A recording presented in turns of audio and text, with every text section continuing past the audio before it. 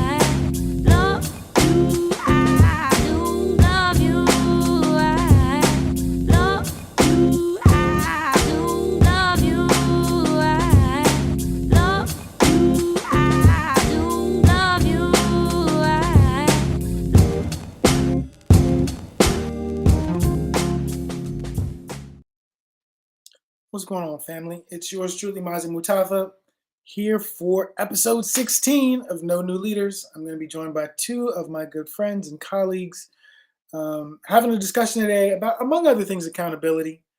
And it feels like, because this is a show about leadership, talking about what accountability looks like for ordinary community leaders, to educators, to elected officials, to celebrities, because it feels like all of that is happening right now.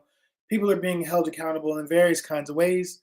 And I'd love to just kind of get, the opinions of folks like my man, 50 grand, Dr. Jason Nichols. What's going on, Jay? What's happening, man? I can't call it. How are you? I am excellent, brother. That's how I'm calling it. It's an interesting time in the world, just because, people got synced up elections. There was just an election in Brazil. There was just an election in Israel. It's about to be an election in the US. And it's kind of a mixed bag in terms of outcomes and kind of respect for elections and the democratic process and what it looks like for leaders to be held accountable by the people that they're supposed to represent or whose resources they manage. And I know you've been out literally traveling across the country, talking to voters in different states, appearing on various cable access stations, sharing your opinions about electoral politics. Last week, I was fortunate enough to have a conversation with the handsome grandson, Flex Matthews, talking about examples, at least that I think of, as really positive leadership. Someone like a Deion Sanders at Jackson State University. If you follow him on Instagram, just a really inspiring story of having his own children go to the school where he's teaching. I'm sure that's not just being invested, but it's also, I'm sure, his kids go for free. But they're also in the sports programs, and he's making a personal investment in investing in HBCU athletics. And so I wonder, before we get into accountability, if there are people right now, and it doesn't have to be someone that we know, but people whose efforts at leadership you feel like more people should know about and be talking about as examples of living people walking around on planet Earth right now that are examples of good leaders whose work you admire? So, present company excluded, Yes. Mazi Mustafa, I certainly respect his leadership, and I think he's done a great job over the last 20 plus years with Words Beats in Life and bringing it to where it is right now. I would probably say Reverend Barber with his Poor People's Movement. He's taken the spirit of, of Dr. King and continuing that legacy. And though the movement is relatively small, it has people from all walks of life, all races, all differing physical abilities, and basically uniting around systemic poverty and trying to eradicate it, and at least bring it to the consciousness of not only the media, but to our elected officials and decision makers. So I think Reverend Barber is someone who I admire, who I think is doing the kind of work that needs to be done. He's not being enriched himself, at least, in from what it looks like and what it appears to be.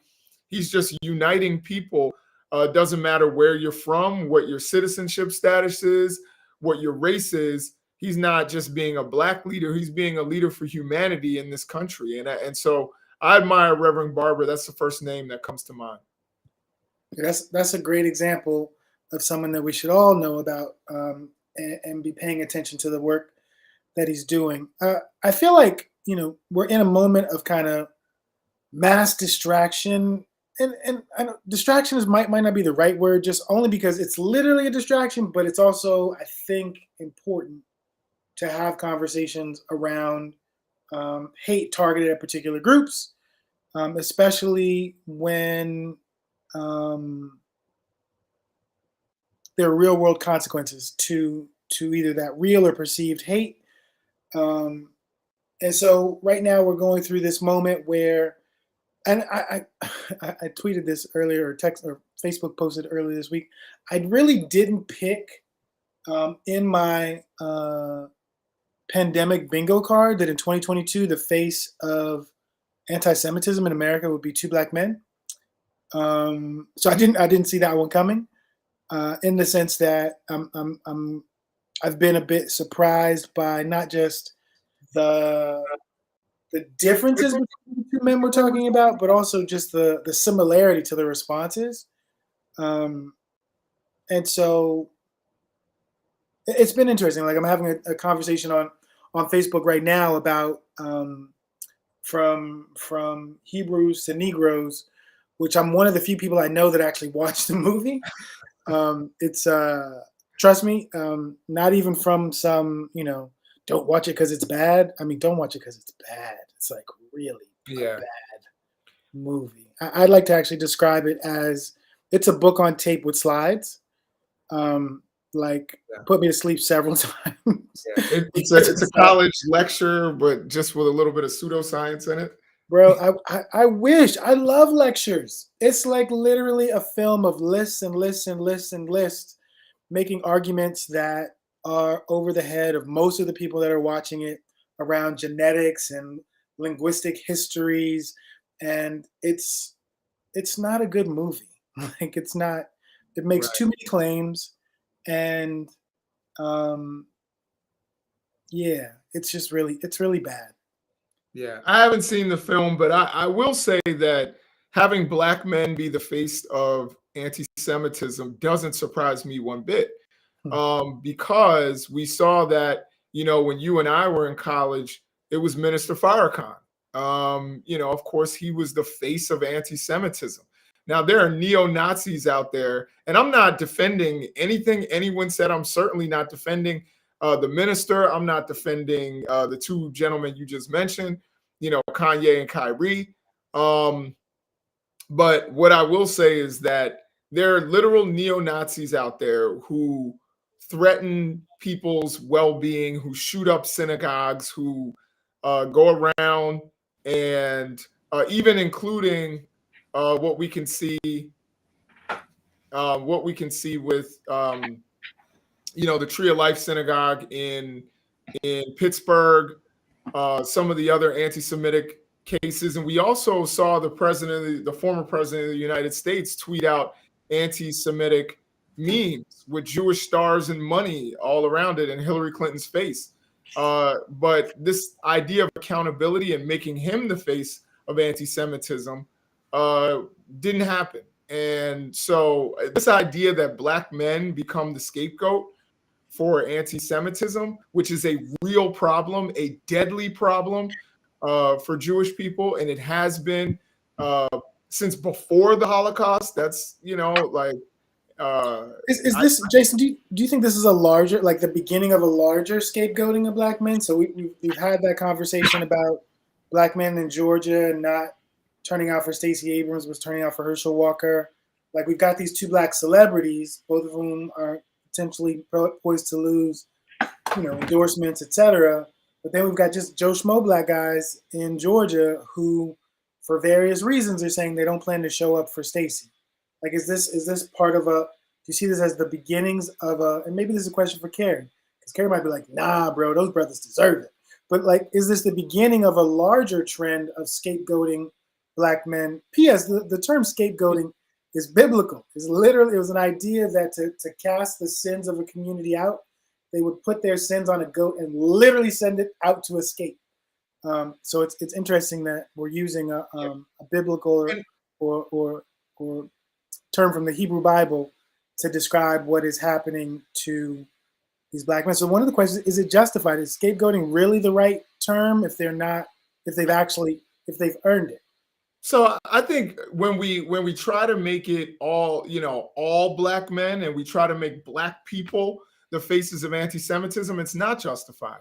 But when we're talking about these individual incidents, I think it can be justified. You know, if you're spreading anti-Semitic ideas and anti-Semitic messages, and you're getting, you know, the endorsement of literal Nazis, like what happened with Kanye, like literal Nazis were holding up signs saying Kanye is right. So yes, I think they should be held accountable. And I don't necessarily think that scapegoating is the right word for them as individuals.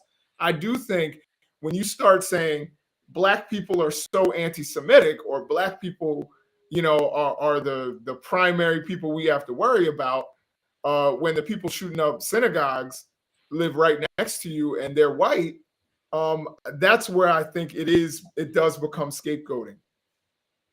But so the reason why I asked that question about is general Black men, and maybe Carrie wants to jump in at this point, because the other thing that Republicans are talking about this midterm is crime, and the face of crime in most of America is a Black face. Literally, people talking about receiving flyers talking about crime with images of Black men on them in different states. So then the fear of Black people becomes the reason that Republicans turn out to be able to get those Democratic elected officials out of cities. Like, again, like blaming Black folks for what could be about to happen on Tuesday. Carrie, how are you chiming in on the state of kind of just what's going on in popular culture, politics, organizing, et cetera, as it relates specifically to Black folks?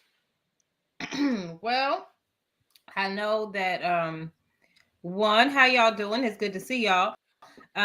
Two, my cat is looking at me because I closed the door. I didn't know she was in here, and she's giving me a death stare right now too. Like, are you gonna open the door or not? I will in due time. Anywho, yeah, I definitely think that there is no excuse for the harm that happens when people just let themselves run amok and just be rude. And there are aspects of what's going on with certain individuals that's beyond just hate-filled speech. It's also, you're just rude in general. Like, you're just plain out decency has walked out the room, and people are just going into their silos of conversation. And I wonder if it is like the way that social media has made everything so hypersensitive on either side, that makes it so that people can feel like they can be uncouth, that they can say whatever they want to say out of their mouths and get away with it. But if this was us on a public street would you talk to people the same way that you do with your Twitter fingers? That's what I always want to know about Kanye. Like, if Kanye had 40,000 a year instead of $400 million, if Kanye was just Kanye that worked at Best Buy, at the Apple store, would he come and be as disrespectful as he's being in a public platform?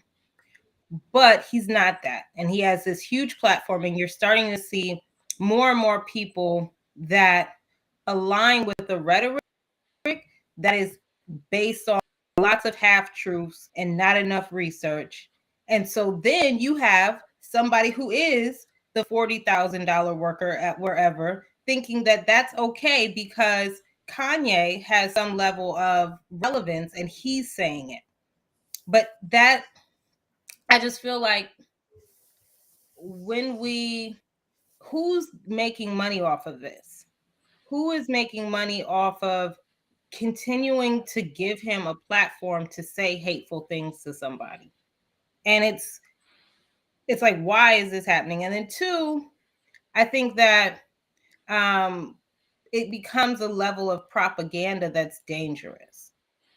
So when we think of Herschel Walker, I was talking with one of my relatives earlier about this, and it doesn't matter what he says because he's already been bought out. So the powers that be are okay with him being absolutely ridiculous because they have an agenda that they want to push, and he can get away with that, which is unfortunate because you have just enough people who are willing to have a fear in their hearts about the Democratic Party based off of the continuous conversation that's happening in these silos. I don't know if that's making any sense, but it's unfortunate because I don't think that we're seeing the full picture of what's happening right here.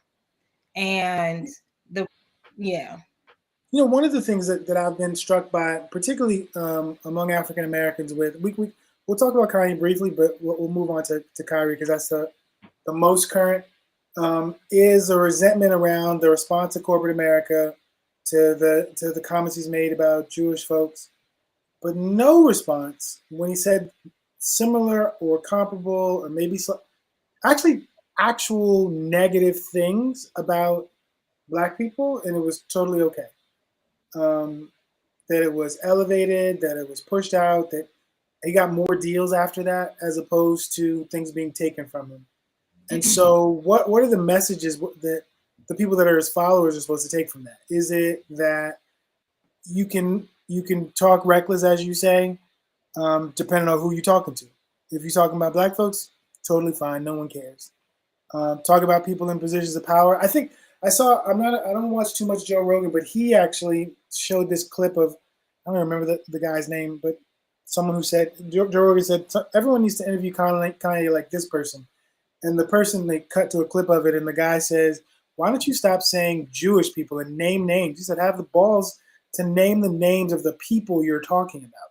And Kanye laughed, and then he said, are you going to help me when I do that? This idea that he actually feels safer attacking an entire community than attacking powerful individuals. That's to me, at least, that's really kind of more frightening, that you're literally scared to say the names of the people who you're actually upset about, and you'd rather just offend an entire community. But I don't know how much of that is cowardice and how much of that is,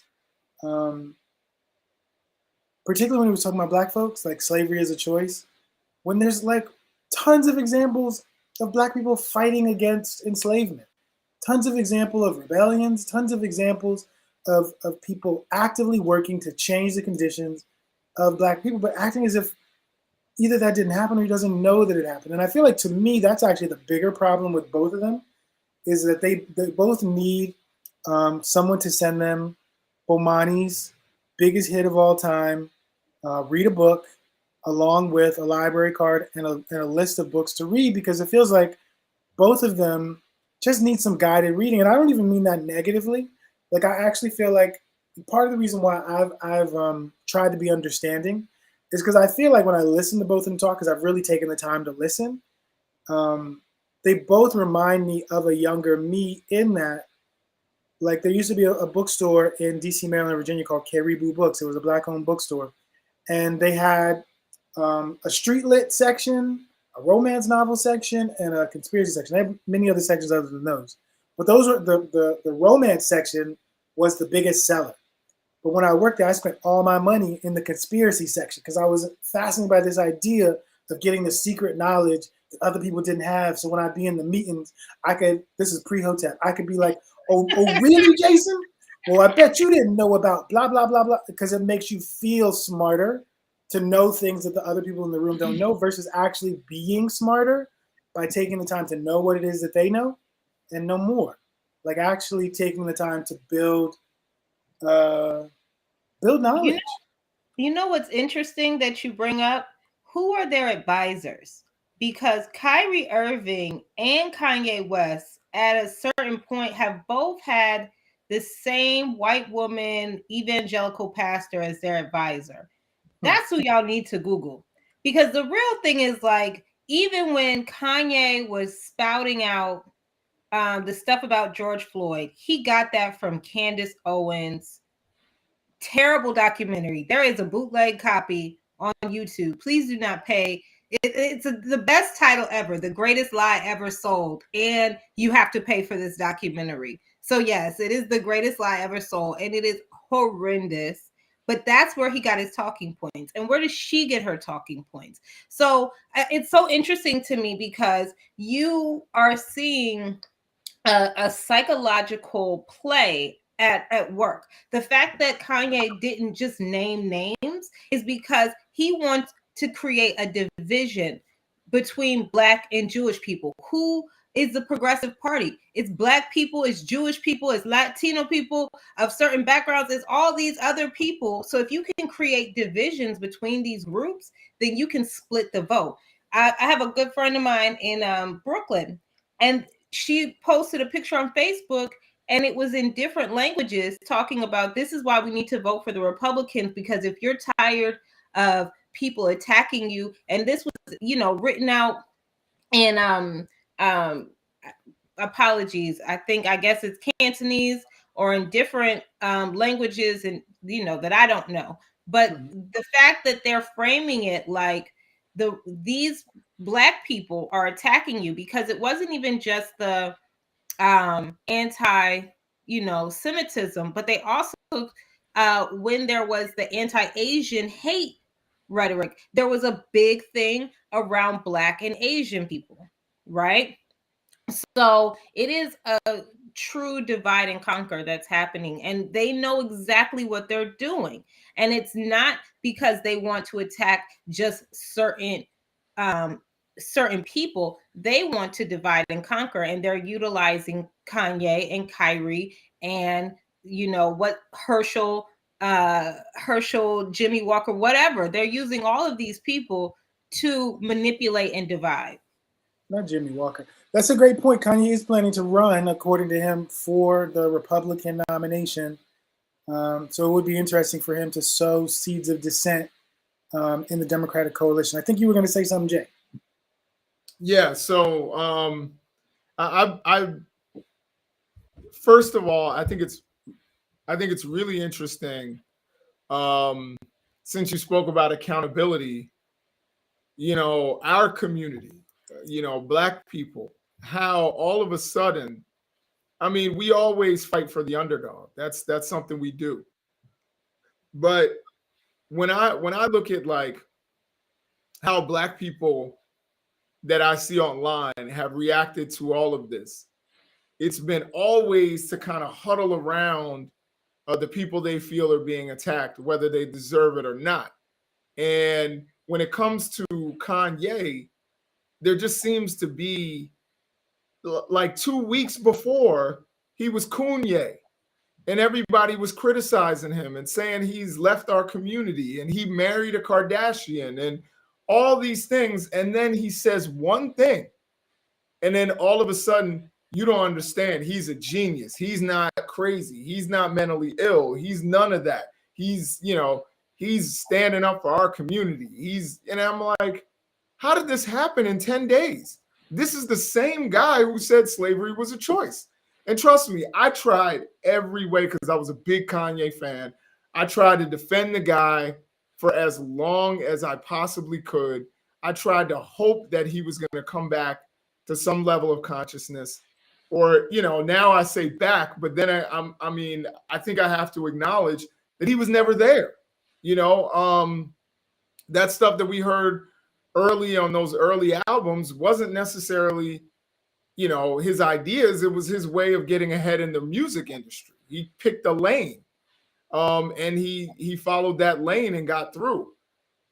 You know, I think with Kanye in particular, just this switch and how we've just ignored the fact that he, during that Van Jones, and I've kind of blamed Van Jones a little bit, that he didn't come out with the information that Kanye praised Hitler in that very same slavery was a choice interview, allegedly. You know, there's a lot of things That's Van Lathan, not Van Jones. I'm sorry, Van Lathan. My apologies. I was like, Van Jones. I was like, wait, hold up, wait, TMZ. out here. Okay, but yeah. My bad. Too many Vans. My apologies. Van Lathan, not Van Jones. Van Jones, I apologize. Didn't mean to put you in that. And Van Jones, I'm glad that Van Jones checked him on the air when he said those things about slavery being a choice. But at the same time, I think more of that information should have come out, and we should have been like, look, you know, a lot of the same people that don't like Jews don't like Black people. I think we need to understand that Kanye is not heroic. He's not being brave. And now that he's lost some of his endorsement deals and everything, all of a sudden, he's all hat in hand now, saying, I know what it's like. He's comparing himself to Emmett Till. I mean, it's just absurd. And I think Black people, for us to back him is just the most frustrating thing for me to watch. For me, you know, I can't speak for you two, but I can say for me, it's frustrating for me to watch people backing Kanye West. I think his situation is a little bit different than Kyrie. But, you know, to see Kanye West do what he's doing and do what he's done, and then in that small instance that we start backing him, it was frustrating. Yeah, I don't. To be very honest, and you can disagree with me. I don't think what you just described is happening is actually what's happening. I think that the people that didn't like him before still don't like him, and the people that did like him when other people were attacking him have just spoken up.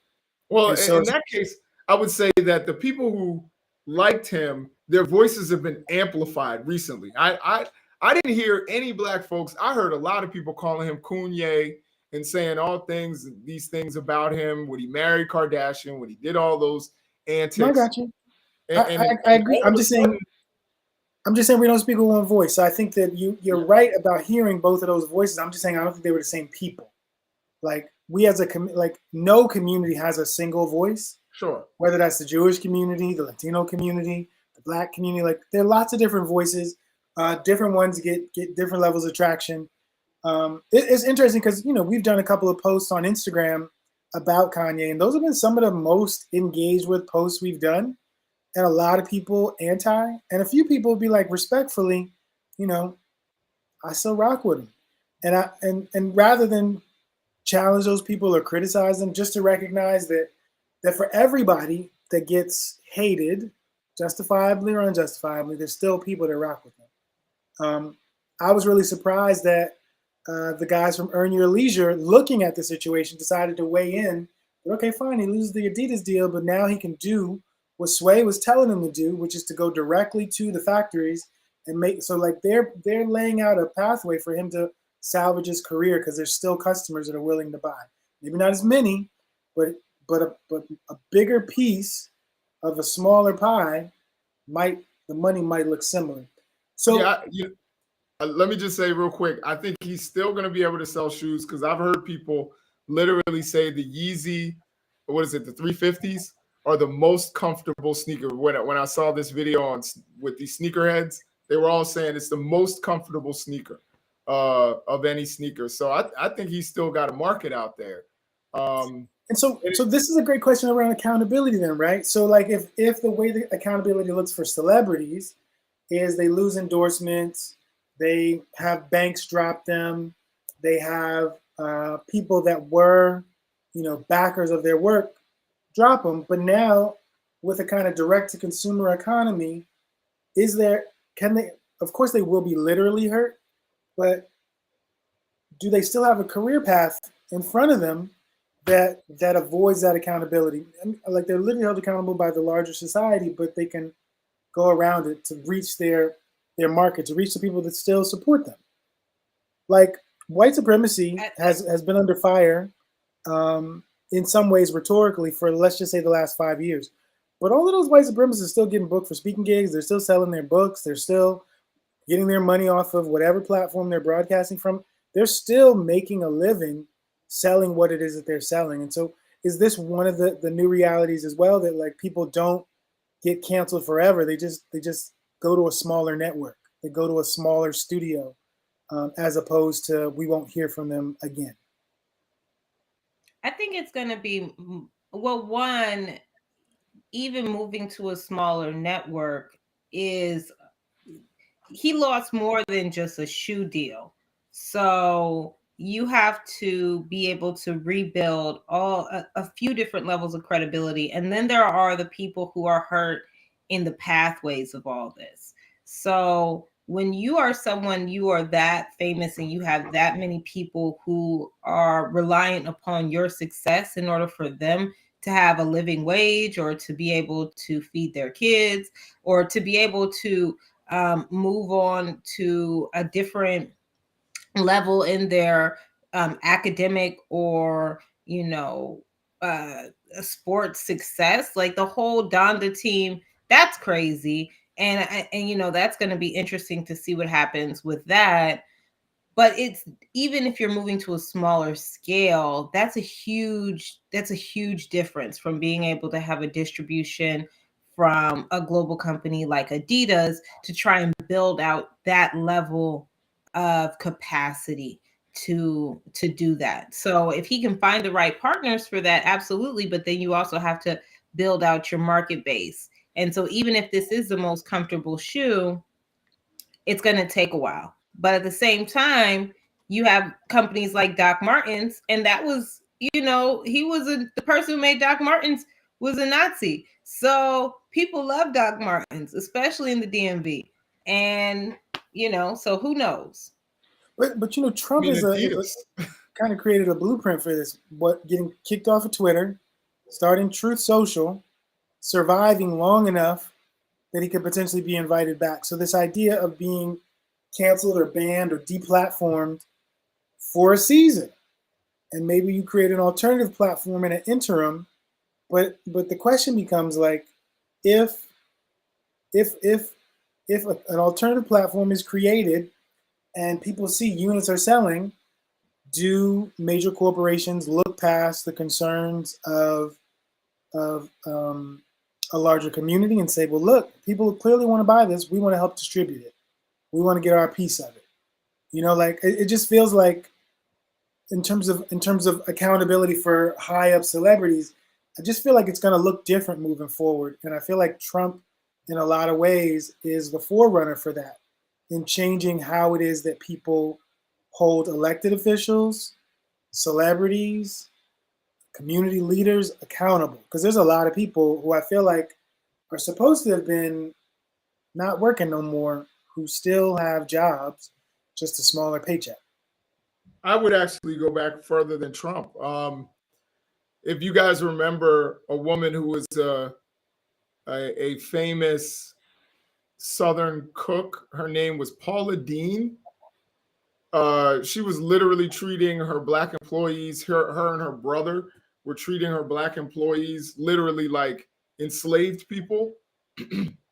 And she disappeared for a little while. Then she came back to a standing ovation. She did nothing in the interim. It's not like she met with the NAACP and changed. She, in the end, was like, I'm the victim. And people stood up for her. but you realize who her audience was. And it'll be interesting to see who Kanye West's audience is and how much money he needs to make on his own before somebody says they want in and they want to amplify his brand. The thing that Kanye West, the mistake Kanye West makes, I think, and I could be wrong because, you know, I'm not a billionaire and I don't think Kanye West would listen to any of us because we're not billionaires. But I think the mistake that Kanye West makes is he ties his brand to his voice.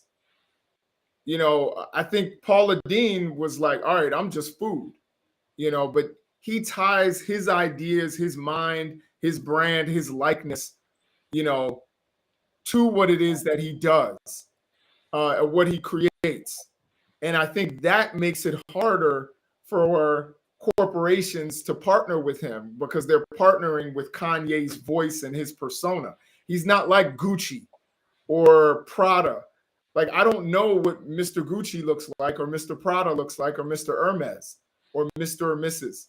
But I do know Yeezy, and I'm paying attention to Yeezy's celebrity and tying it to the brand. And I think that makes it harder for companies to want to partner with him. I think if Kanye West, yes, he has a bunch of Twitter followers, but did they follow him as passionately as they followed Donald Trump? I guess we'll see. If they do, then I think he's okay. Just like I think Donald Trump could very well come back to the White House. Do you think that this also changes what accountability looks like? You know, one of the things we saw during the Trump administration is we saw a lot of people try to be Trump who couldn't, from the point of view of they didn't have a base of support. They would be there when they decided to be belligerent. Across the board, we see folks like a Marjorie Taylor Greene, who I thought, to be honest, was only going to be there for one term, who seems like she's about to recapture her House seat. That the people that are going to the extremes politically haven't really been punished in any way that's significant. Trump lost the last election, but is preparing to announce he's running again, and there's a whole bunch of people that are ready to support him. What are the lessons we're learning, either directly or indirectly, witnessing, you know, we're only right now talking about men, so let's just say men behaving badly in public with no real repercussion, no what appear to be lasting repercussions. There have been short-term losses, but it doesn't appear that those are like perpetual losses. What are we learning as a society about the people that we lift up and how it is, if at all, we think they should be accountable? I think we're learning that party politics supersedes actual morals. So if there's an agenda that needs to be pushed and this person is going to push that agenda, then it seems like their moral discrepancies can be pushed aside in order for the bigger picture for some groups. However, on an opposing side, you know, it's almost like almost too woke to win. Like, people can be so sensitive about every single thing that someone says that they completely lose touch of someone's full character.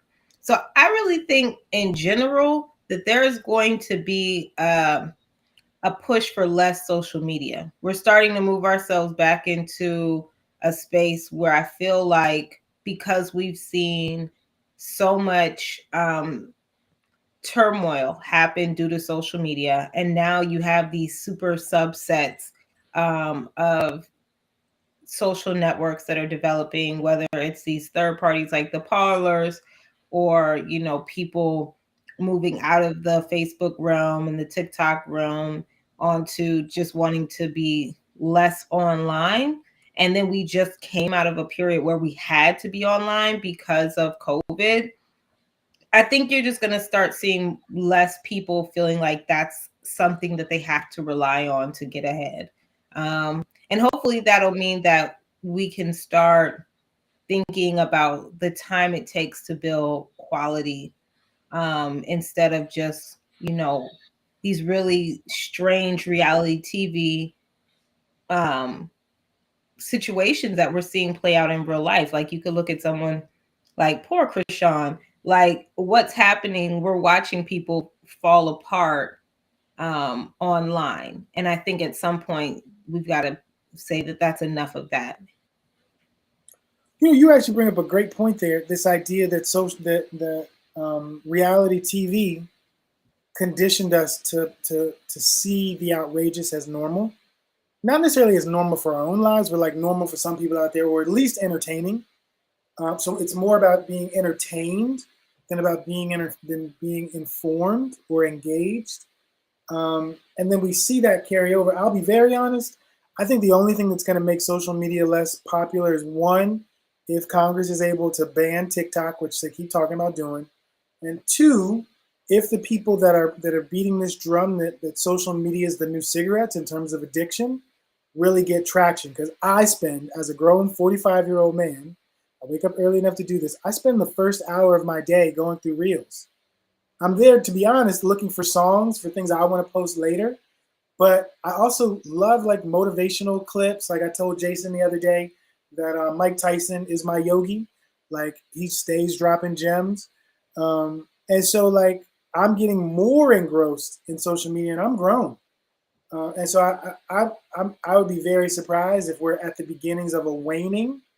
But I do think where you are definitely right is that there is a real desire on the part of people to be around people, not just to witness what people are doing on various platforms. I that's where I do agree with you. Like people don't want to come to virtual events. They're willing to go maskless or with a mask or indoors or outdoors to just be around people because they've just craved being with and around people.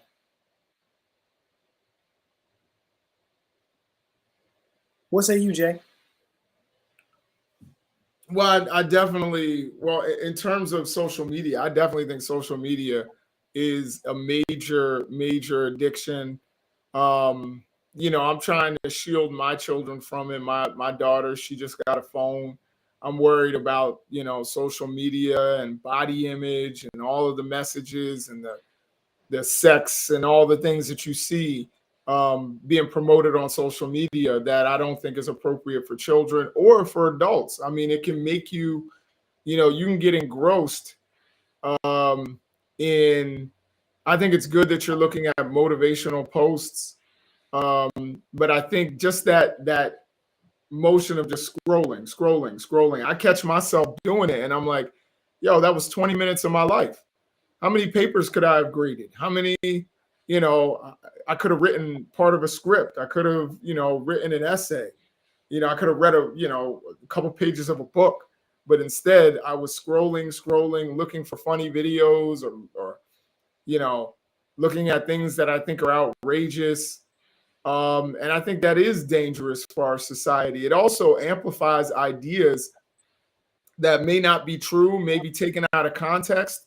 And this is how people believe, an election was stolen, or, they believe things that aren't true, or they think trans people are, assaulting women in bathrooms. Whatever it is that they believe, it can be amplified in these, in these little reels or clips or tweets. Just like the whole thing, if we watched with Paul Pelosi, so much. I don't know if you guys were paying attention to that, but if you looked on Twitter, people were like, Paul Pelosi was attacked by his gay lover. And law enforcement has made it pretty clear that he didn't know the guy. He woke up, the guy was standing over top of him with a hammer and had zip ties and said, "Where's Nancy?" And people were like, well, he was in his underwear.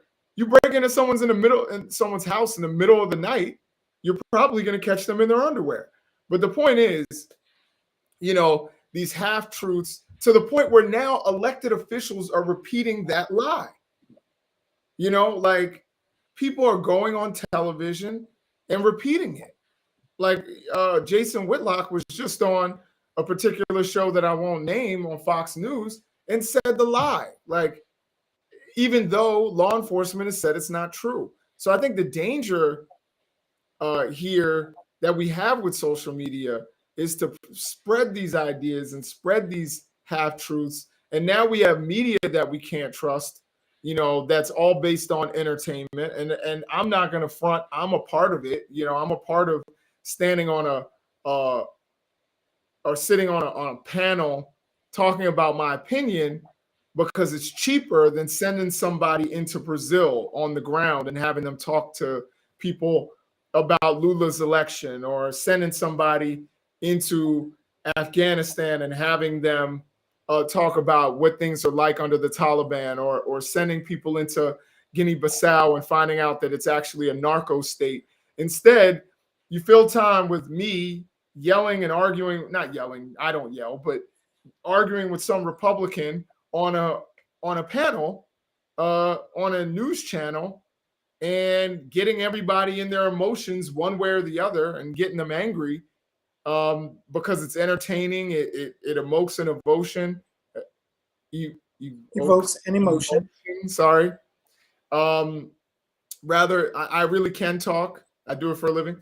But rather than actually giving people news that actually informs them. So I think it's, I think social media is a danger. It is in some ways the new cigarettes. It does have, I have a book here somewhere around me that talks about electronic screen time and what it can do for your mental health, what it can do for your sleep quality. And I think it's really, really a danger, and it is sending us down a bad path as a society.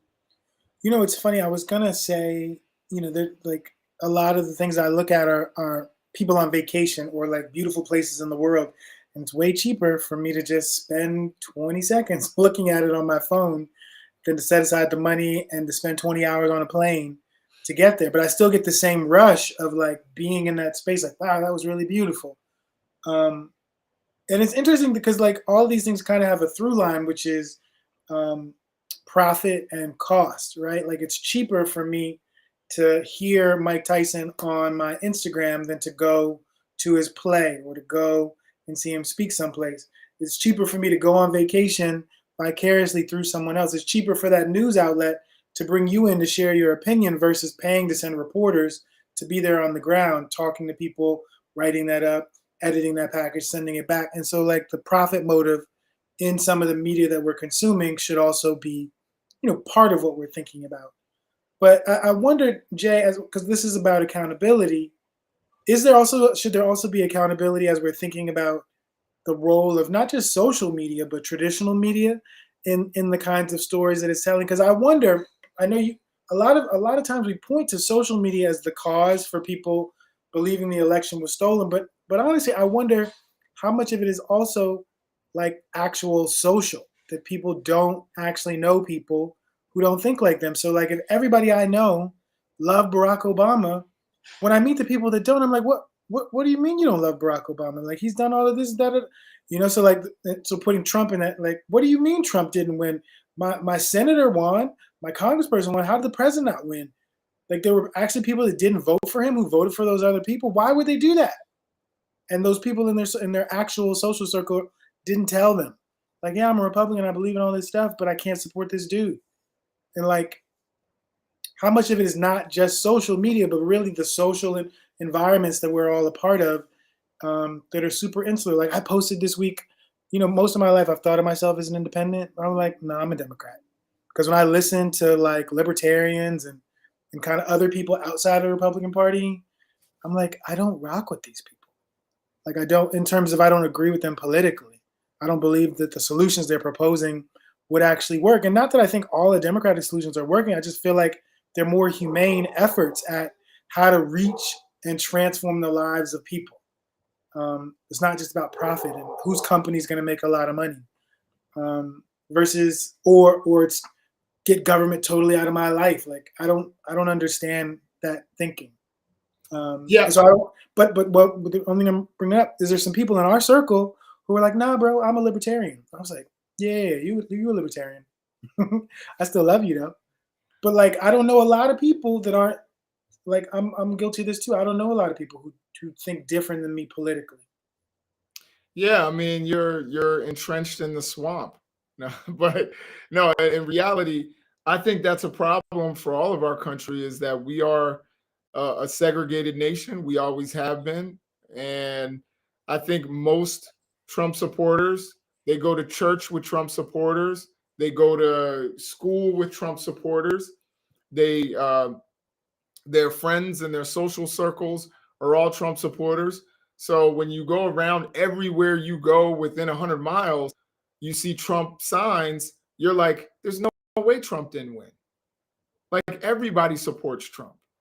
And then when you're entrenched in kind of these, which are more populated areas on the coasts, you're like, there's no way Biden didn't win, or Barack Obama, didn't win, or anything like that. And now you have, I think, the news media again. They listen to what their viewers want, rather than allowing for the truth to guide them. Because viewers now, because they don't trust the news media, and I actually just gave a talk about this in Arizona. I think once Americans, particularly conservative Americans, saw that they were lied to about the Iraq War, they stopped trusting traditional news media. And they want their ideas parroted back to them. If not, they're going to go to alternative sources. And someone that tells them, just like you went to the conspiracy corner in Caribou Books, they're going to go to Alex Jones. They're going to go somewhere else. And they felt so insulted by that lie about the Iraq War, and in some cases sending their kids off, and they're coming back not the same person. And you and I, Mazi, know people who've been to Iraq who are just kind of getting back into who they are, who have really suffered. I think there are a lot of people who stopped trusting news media. So now the model for profit, because when Fox called that election in Arizona, we saw there was a mass exodus to Newsmax. Literally, Newsmax that was getting 10,000 viewers a night went to 1 million. Now Fox has, kind of gotten them back. Things have gone back to normal, and they've got their really far right-wing voices out there. And, Newsmax also acknowledges that the election was not stolen, but, in part because of lawsuits and things like that. But I think the audience now expects their preconceived ideas to be parroted back to them. And so I go on a show with someone that you may be familiar with, but a woman named Greta Van Susteren. And I'm a huge fan. I love Greta. She's been a mentor for me over the last year. And Greta she just presents sides and ideas. She doesn't take a position herself. And watch her show. I'm telling you, she doesn't really take a position. And for that reason, like, if you look at her Twitter feed, it's like, we want you to take a position. This is why we can't watch. You let that Democrat guy talk, and you didn't check him. You just asked him questions. So again, her ratings have gone down, even though she's the best journalist on that network. So, but Jay, so what does accountability look like in a media space? Is it just about consumption? People consume other media, or are there ways to, like, this idea that politicians are liars? Like, there was a survey earlier this year that said, like, the overwhelming majority of people who responded to the survey said they believe that elected officials ran for office to help themselves, not to serve constituents, not to, be servant leaders or any of that stuff. They ran because they wanted to serve themselves. And the idea that the majority of the electorate believes, and this is always interesting, like, people don't believe that about the person they're voting for. They believe it about those other people who get elected. They're really just here to enrich themselves.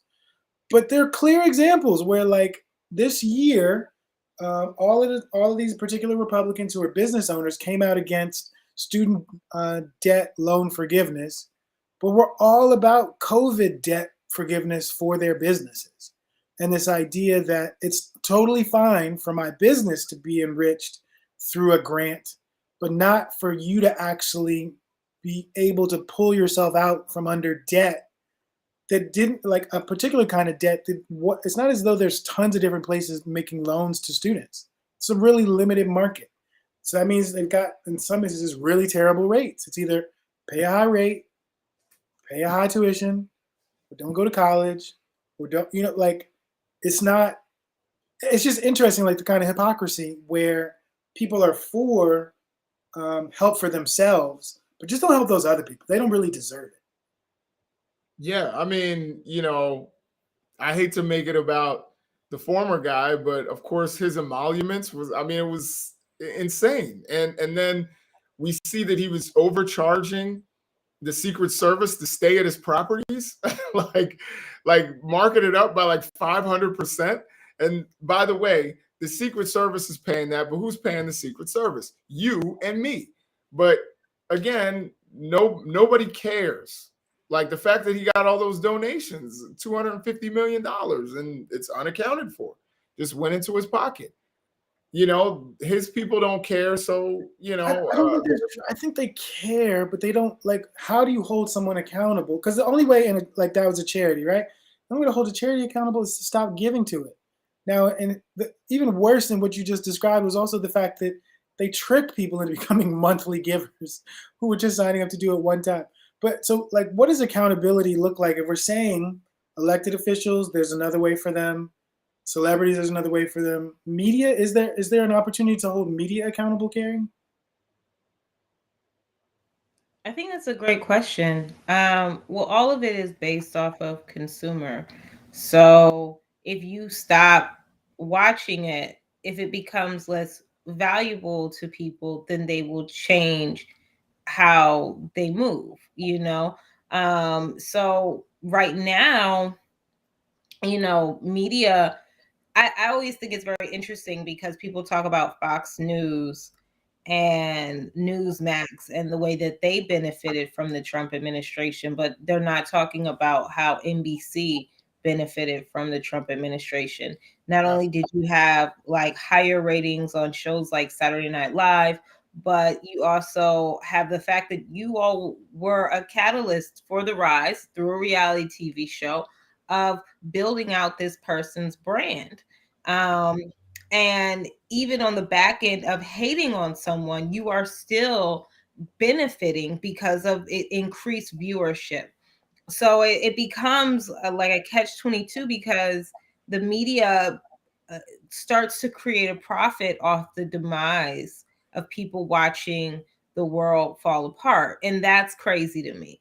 And so that there's a question of how do you build news media? How do you build structures and continue to build structures that are by the people? And what we have is what YouTube public broadcasts, and YouTube, of course, is a private company, and PBS, has its own shortfalls, and so does NPR.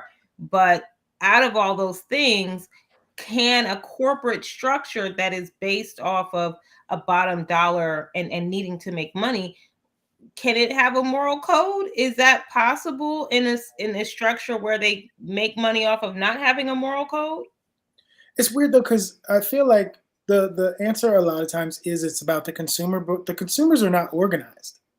The kinds of responses we've seen to hold companies accountable are not even, I think, really from consumers. Like I think we talked a couple shows back about, or maybe I was talking to Flex about this. Rick Ross being held accountable for a line he had in a song about a date rape drug.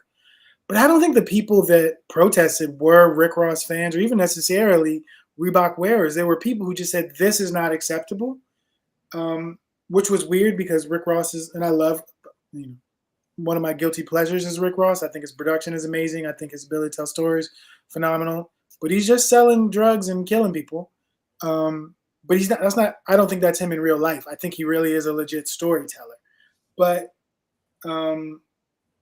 accountability, right there. That's why it didn't succeed because it did succeed. It did succeed. They got him fired from Reebok. Yeah, but who cares about Reebok? He still just bought a farm. Like he's good. Like he wasn't ever canceled. He's got like several chicken shops. Like That's not. Yes, he does. He took the money that he made to invest in business. You are correct, but Rick Ross is not on the radio anymore. Like the only He's time on I the see him is on YouTube, on things like Earn Your Leisure. So he did get canceled from the point of view of like his music is not out there like it was before. Well, let me just say the guy who took the brunt of that was Rocco, whose song it was. It was Rick Ross was featured on that song, and you never heard from Rocco again after that. So I feel bad for Rocco, you know, because he didn't even say it. You know what I mean? He was just adjacent to it and put it out. And Rick Ross was a big enough star to be able to weather that storm. He did. You know, I don't believe in this idea of cancellation. I do believe in accountability, and he got held accountable in the sense that that Reebok shoe never came out, and he lost that, but he invested his money well in other ways, and people still like his music. Well, I want to thank you all for one of our first conversations about accountability, just because we're going to talk about leadership and not just like pop culture stuff, but really like what does accountability look like today when people are not shocked, people are not necessarily turned off completely, that, you know, things like Trump said in the very beginning of his campaign, he could shoot someone on Fifth Avenue and it wouldn't hurt his poll ratings. And we've learned he was not lying. I thought he was delusional, but he was not. And so what is it going to, like in a country where we're not shocked anymore or generally offended by the outrageous, what does accountability look like moving forward? I don't know, but I look forward to talking to both of you about it. Thank you both for joining. Ciao. All right, that's another episode. That's episode 16. Talked about accountability today. Hope you enjoyed it. We'll be back next Sunday. If it's Sunday and it's 4 o'clock, it's time for you to get ready for No New Leaders.